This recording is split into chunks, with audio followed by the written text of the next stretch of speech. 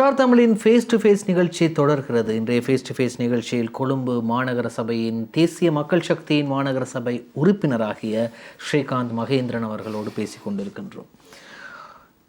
November மாதம் 12ஆம் தேதி வானிலை வளிமண்டலவியல் திணைக்களம் சொல்கிறாங்க 100 மில்லிமீட்டருக்கும் அதிகமான மழை பெய்யக்கூடிய வாய்ப்பு இருக்கின்றது.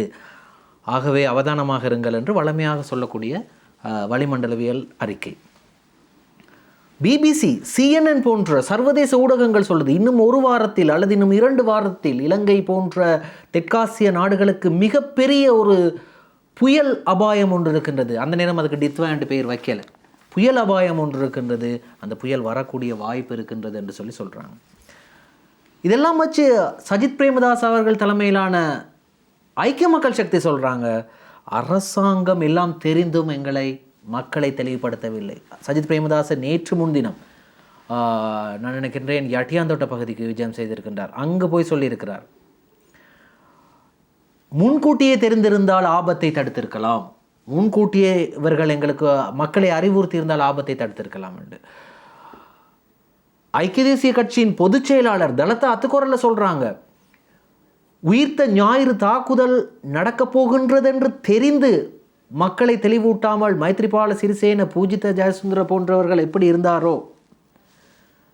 அதே போன்று இப்பொழுதுள்ள அரசாங்கமும் மாறிவிட்டது. காரணம் அவர்கள் சொல்லவில்லை, தெரிந்திருந்தும் சொல்லவில்லை. ஒரு பொறுப்பு வாய்ந்த உறுப்பினராக நீங்கள் எவ்வாறு இதை பார்க்கின்றீர்கள்?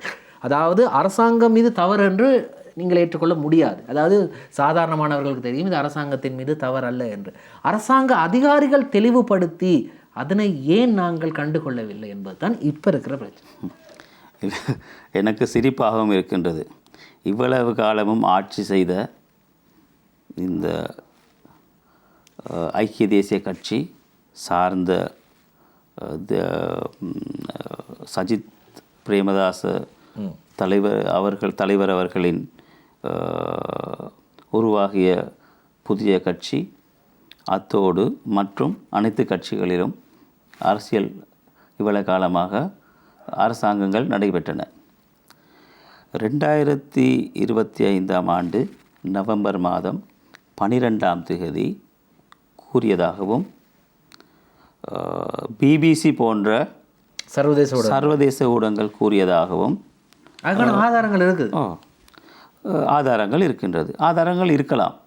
என்னென்று எப்படி சொல்கிறதுண்டா, இப்போ நாங்கள் இதை நீங்கள் ஒரு முறையாக பாருங்கள்.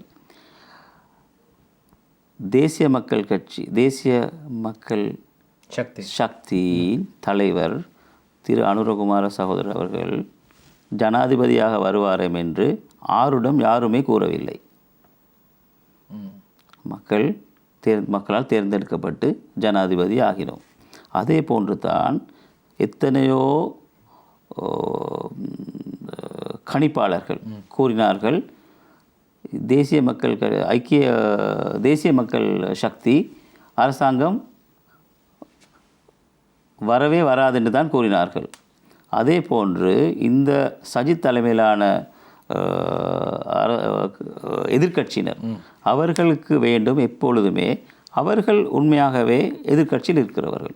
அவர்கள் அரசாங்கத்தின் குறையை கண்டு மக்களுக்கு தெளிவுபடுத்த வேண்டியது அவர்களின் தொழில், அவர் கடமை. அது அவர்கள் கட்டாயம் செய்தே ஆக வேண்டும். ஆனால் தரவுகள் எங்கிருந்து பெறப்படுகின்றன? சஜித் பிரேமதாச தலைவர் அவர்கள், எதிர்க்கட்சி தலைவர் அவர்கள் இலங்கை வானிலை வளிமண்டல திணைக்களத்தில் தொழில் புரிபவரா? இல்லை. அவர் எதிர்க்கட்சி தலைவர்.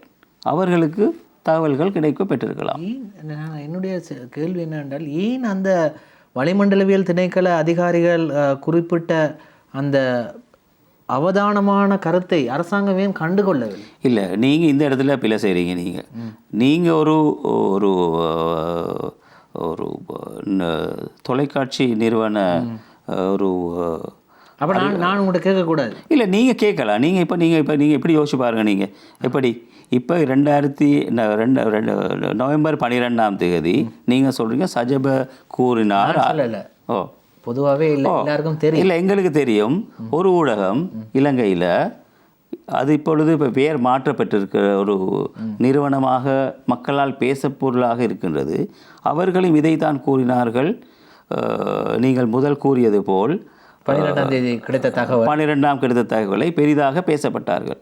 நீங்கள் ஒன்றை மட்டும் நீங்கள் புரிந்து கொள்ள வேண்டும். அரசாங்கமோ மக்களோ யார் யார் கூறினார்கள் என்றது கவனிப்பாக மாட்டார்கள். ஒரு இலங்கையில் இருக்கின்றது வானிலை வளிமண்டல திணைக்களம். அவர்கள் கூறும் தரவுகளுக்கு ஏற்பதான் அரசாங்கம் அவர்கள் கூறுறாங்க. இப்போ மிகப்பெரிய மழை ஒன்று வரப்போகுது, 100 மில்லிமீட்டருக்கும் 250 மில்லிமீட்டருக்கும் ஒரு பெரிய மழை ஒன்று வரப்போகுது. அப்படி மழை பெய்தால் மண் சரிவு ஏற்படும் என்று கட்டிட ஆராய்ச்சி நிறுவனத்திற்கு தெரியும். கட்டிட ஆராய்ச்சி நிறுவனத்துக்கு தெரியும். அப்போ அந்த நிறுவனம் ஒரு அறிக்கை ஒன்று விடுறாங்க, அந்த பகுதியில் இருக்க மக்கள் எல்லாம் வெளியேறுங்க. அப்போ அரசாங்கம் முயற்சி செய்து அவர்களை வெளியேற்றிருக்கலாம் தானே. இந்த கேள்வி நான் கேட்கல, இது எதிர்கட்சி இல்லை. எதிர்கட்சி பார்லிமெண்ட்டில் எதுவும் பேசலாம். ஆனால் அவர்கள் பார்லிமெண்ட்டில் 12ஆம் தேதியிலிருந்து 27ஆம் தேதி வரை 26ஆம் தேதி தான் மழை அதிகமாக பெய்தது. அவர்கள் அந்த காலப்பகுதியில் என்ன செய்தார்கள்? அவர்களுக்கு ஒரு கடமைப்பாடு இருக்கின்றதல்லவா இதை தெளிவுபடுத்துவதற்கு. அவர்கள் இப்பொழுது பேசுகிறார்கள் அரசாங்கத்தையுமே தான் பொறுப்பு. இல்லை, அவங்க பொறுப்பு சொல்லலாம். அவங்களோட தொழில் அது. அவங்களோட எதிர்க்கட்சியாக அது அவங்க கட்டாயம் செய்து தான் ஆகணும். ஆனால் நாங்கள் அரசாங்கம் என்ற ரீதியில் எங்களுக்கு தரவுகளின்படி தான் எங்களுக்கு எப்பொழுதுமே வேலை செய்யலாம். எதிர்க்கட்சி சொல்வது என்றை கூறிக்கொண்டு நாங்கள் சொல்லியிருந்தோம் என்றால் எல்லோரும் வெளியே செல்லுங்கள். இப்போ எல்லோரும் வெளியே மழை பெய்யாமல் இருந்திருந்தால் என்ன நடந்திருக்கும்? மக்கள் எங்களை கூறியிருப்பார்கள். ஆனால் நீங்கள் இதை மக்கள், அதாவது வானிலை அவதான காப்பாற்றியிருக்கலாம். இல்லை, வானிலை அவதான நிலையத்தில் தரவுகளின்படி தான் நாங்கள் எங்களது காய் நகர்த்துகளை அல்லது மக்கள் இடம்பெயர்வுகளை நடத்தி இருக்கின்றோம். 26ஆம் தேதி வரை மழை அந்த அளவுக்கு பெய்ததாக வானிலை அவதானத்தில் கூறியபடி 100-150 அளவிலான மழை தான் பெய்திருந்தது. ஆனால் திடீரென்று தான் இந்த மழை அதிக அளவில் மழை வீழ்ச்சி அதிகரித்தது.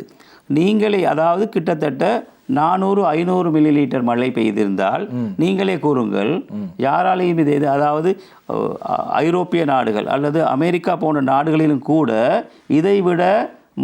இதைவிட தரவுகள் பெறக்கூடிய யூனிட்ஸ் அல்லது எக்யூப்மெண்ட்ஸ் இருந்தும் அவர்களாலையும் அதை கட்டுப்படுத்த முடியாது. ஆனால் நீங்கள் ஒன்றை நான் கூற விரும்புகிறேன். 2006ஆம் ஆண்டு எனக்கு என்ன ஞாபகம் சரியாக இருந்தால் இந்த டாப்ளர் எனும் சேட்டலைட் யூனிட் ஒன்று தேவை இந்த டேட்டாஸ் அல்லது தரவுகளை பெற்றுக்கொள்வதற்கு. இவர்கள் ஆட்சி புரிந்த அல்லது மொட்டு கட்சியோ ஐக்கிய தேசிய கட்சியோ இந்த 2006ஆம் ஆண்டு மஹிந்த இருக்கிறார். அப்போ இப்போ நாங்கள் வந்து அரசாங்கத்துக்கு எடுத்து இன்னும் 1 வருடம் தான். அப்போ நாங்கள் இப்போ இதை என்ன செய்யறது? இப்போ 1 வருஷத்தில் இவங்க சொல்கிறாங்க எங்களுக்கு என்னது, நீங்கள் அதை செய்யவில்லை, இதை செய்யவில்லை, நீங்கள் இதை கூறிக்கொண்டு இருக்கின்றார்கள். அது அவங்க தொழிலாக இருக்கலாம். ஆனால் நாங்கள் எதிர்வரும் காலங்களில் இதை எப்படி நிவர்த்தி செய்வது என்பதில் தான் நாங்கள் மிகவும் கவனமாக இருக்கின்றோம். நீங்கள் கேட்ட கேள்விக்கே வருகிறேன். இப்பொழுது பாருங்கள், இந்த தரவுகள் பெற்ற, அதாவது நீங்கள் எனக்கு கூறுங்கள், வானிலை அவதான மையத்தில் இந்த மழை வரும், இந்த 500 மில்லிலீட்டர் மழை வரும் என்று எப்போதாவது கூறியிருந்தார்களா? இல்லை. அவர்கள் கூறிய தரவுகளின் படித்தான் எங்களது அரசாங்கமோ அல்லது அரசாங்க நிறுவன ஊழியர்களோ வேலை திட்டங்கள் ஈடுபட்டார். அடுத்து ஒரு சின்ன விஷயம் ஒன்று இருக்குது. இப்போ இன்றைய தரவுகளின்படி, அதாவது இன்று வரைக்கும் கிடைத்த தரவுகளின்படி கிட்டத்தட்ட ஒரு 5400 வீடுகள் முற்றாக இழந்திருக்கிறார்கள். மக்கள் இழந்து விட்டு இப்போ அவர்கள் வந்து முகாம்களிலே தங்கியிருக்கிறார்கள். ஒரு 5400 வீடுகள் என்று வைப்போமே. இப்போ இந்த 5400 வீடுகளுக்கு உங்களுக்கு தெரிந்த அளவில், அதாவது நீங்கள் ஆலோசித்திருப்பீங்க, உங்களோட மாநகர சபை உறுப்பினர்களோடு பேசியிருப்பீங்க, எப்படி இந்த அரசாங்கம் அவ்வளோ பேருக்கும் வீடு கொடுக்க போகிறாங்களா, இல்லாட்டி அவ்வளோ பேரையும்க்கும் வீடு கட்டும் வரைக்கும் அவங்க என்ன இருப்பாங்க? அப்படி நாங்கள் நாங்கள் அந்த அரசாங்கத்தினுடைய முடிவு இல்லாமல் ஒரு தனிப்பட்ட முறையில் பேசிக்கொள்வோம். நீங்கள் கூறிய விடயம் சரியான கேள்விதான். அதாவது நாம் அரசாங்கத்தை அரசாங்கத்தை ஒரு வருட காலமாக நடத்தி வருகின்றோம். உங்களுக்கே புரியும், நாம் எந்த ஊழலும் இல்லாமல் சரியான வழியில், அதாவது இவ்வளவு காலம் எப்படி வழி நடந்ததோ அது இல்லாமல் ஒரு தெளிவான பாதையில் நாடை நகர்த்தி செல்வதற்கு தான் எமது வேலை திட்டங்கள் ஒவ்வொன்றாக நாம் அமைத்து வருகின்றோம். அதன் அடிப்படையில் இந்த 5400 வீடுகளோ அல்லது மற்றைய சேதங்களையோ நாம் கட்டாயமாக பிரச்சனைக்கான விடைகளை நாம் அளிப்போம், தீர்ப்போம். நான் சொல்கிறேன் எப்படின்னா, இப்போ யோசிச்சு பாருங்கள், 5400 வீடு கட்டாயமாக மக்களுக்கு நாம் கட்டி கொடுக்க வேண்டும். காரணம் என்னவெனில், எமது அரசாங்கம் மக்கள் நலன் சார்ந்த அரசாங்கமாகவே தான் இருக்கின்றது. அப்பொழுது நாம் மக்களுக்கு கட்டாயமாக இந்த வீடுகளை கட்டி கொடுப்பதற்கு வேலைகளை நடத்தி வருகின்றோம். ஒரு நிமிடம் தாருங்கள். கொழும்பு மாநகர சபை உட்பட்ட இந்த நீங்கள் முதல் கூறிய போது கொழும்பு வடக்கு மக்கள் இவ்வளவு காலமாக அந்த கழனி ஆறு வழிந்தோடும் பகுதிகளில் தான் வாழ்ந்து வந்தார்கள். அவர்களுக்கும் தெரியும் இது உயிராபத்தான இடம்தான். ஆனால் எங்களது அரசாங்கம் அவர்களுக்கான உரிய வீடு வேலை திட்டங்களை இப்பொழுதே ஆரம்பித்து விட்டோம். நாம் முதல் கட்டமாக 500 குடும்பங்களுக்கான வீடுகள் மிக விரைவில் அவங்களுக்கு வழங்கப்பட உள்ளது. அது கேபினட் டிசிஷன் எடுக்கப்பட்டிருக்கிறது. அதே போன்று மிகுதியான 1000 குடும்பங்களுக்கும் வீடுகளை பெற்றுக் கொடுப்பதில் நாம் மிகவும் மும்முரமாக இருக்கிறோம். கட்டாயமாக ஒன்றை நாங்கள் கூற வேண்டும், பாதிக்கப்பட்ட இடத்திலேயே அவர்களுக்கு வீடு அமைத்து கொடுப்பது என்பது சாத்தியமில்லை. அடுத்தது அதில் எந்த விதமான பிரயோசனமும் இல்லை, திரும்பியும் வரதான் போகின்றது. மக்களை நாம் வேறு இடத்துக்கு அவர்களை குடியமர்த்தி அவர்களுக்கு தொழில் செய்யக்கூடிய முறையிலான சகல வேலை திட்டங்களை செய்வதில் எங்களை போன்ற ஊடகவியலாளர்கள் இதை எப்படி பார்க்குறாங்க அப்படின்னு சொன்னால், பொதுவாகவே இருக்கிற ஒரு கருத்து, சில ஊடகவியலாளர்கள் சொல்கிறாங்க இருந்த அரசாங்கங்களை விட அனுரகுமார திசாநாயக்க கொஞ்சம் நல்லவர், கொஞ்சம் நேர்மையானவர் அப்படின்னு சொல்கிறாங்க. ஆனால் எங்களுக்கு ஒரு பயம் ஒன்று இருக்குது. சந்திரிகா பண்டாரநாயக்க குமாரதுங்கைக்கு சுனாமி வந்தது, மஹிந்த ராஜபக்ச யுத்தத்தாலேயே அவரோட பிரச்சனை போனது, அதுக்கு பிறகு மைத்ரிபால சிறிசேனைக்கு உயிர்த்த ஞாயிறு பிரச்சனை வந்தது, அதனாலே அவர் இல்லாமல் போயிட்டார். அதுக்கு பிறகு கோட்டாபே ராஜபக்சேக்கு கொரோனா வந்தது. இப்போ அனுரகுமார திசாநாயக்க அவர்களுக்கு இந்த டித்வா வந்திருக்கு. எங்களுக்கு இப்போ என்ன பயம்னா, இதுக்கு இந்த அரசாங்கம் ஈடு கொடுக்குமா? அதாவது இப்போ 300 பில்லியன் தேவைப்பட்டிருக்கு எங்களோட நாட்டை மீள கட்டி எழுப்புறதுக்கு, 300 பில்லியன். ஆனால் இதுவரைக்கும் ரீபில்டிங் ஸ்ரீலங்காவில் கடந்த வாரம் வரைக்கும் 1893 பில்லியன் கிடைத்திருப்பதாக நிதி அமைச்சின் செயலாளர் அர்ச்சன சூரிய பெருமை சொல்கிறார். இப்போ எங்களால் மீண்டு வர முடியுமா? நீங்கள் ரொம்ப தெளிவாக கூறினீர்கள். ஒவ்வொரு ஜனாதிபதிக்கும் ஒவ்வொரு பிரச்சனை வந்ததாக. எங்களுக்கு தித்வா அமைய பெற்றிருக்கிறது. நாம் இதை எப்படி பார்க்கிறோம் என்றால், நாட்டு மக்களுக்கும் நாடுக்கும் இது ஒரு சிறந்த உதாரணம். அதாவது இதிலிருந்து தான் நாம் எமது எதிர்காலத்தை வழி அமைத்து கொள்ளப் போகிறோம். எப்படி? அதாவது மனிதர்கள் அல்லது ஒவ்வொருத்தரும் ஒழுங்கான முறையில் வீடுகளை கட்டி அவங்களோட வாழ்விடங்கள் அமைய பெற இருக்கணும். அதாவது ஆற்றோரமோ குளத்தோரமோ இருந்து இந்த பிரச்சனைகளை எங்களுக்கு ஒரு நாளும் கட்டுப்படுத்த இயலாது. ஆனால் கட்டாயமாக நீங்கள் பார்த்தீங்கன்னா, எங்களோட தேசிய மக்கள் சக்திக்கு நிறைய பேர் என்ன கூறினார்கள், வெளிநாட்டு உதவிகள் கிடைக்காது, நாங்கள் இவர்கள் 6 மாதத்தில் ஓடி போயிடுவோம், இவர்களுக்கு அரசாங்கத்தை நடத்த முடியாது, எல்போர்ட் என்றெல்லாம் பல குற்றச்சாட்டுகளை கூறினார்கள். உங்களுக்கே தெரியும், இப்பொழுது வெள்ளம் வழிந்தோடி 1 வாரத்திற்கு மேலாகிறது.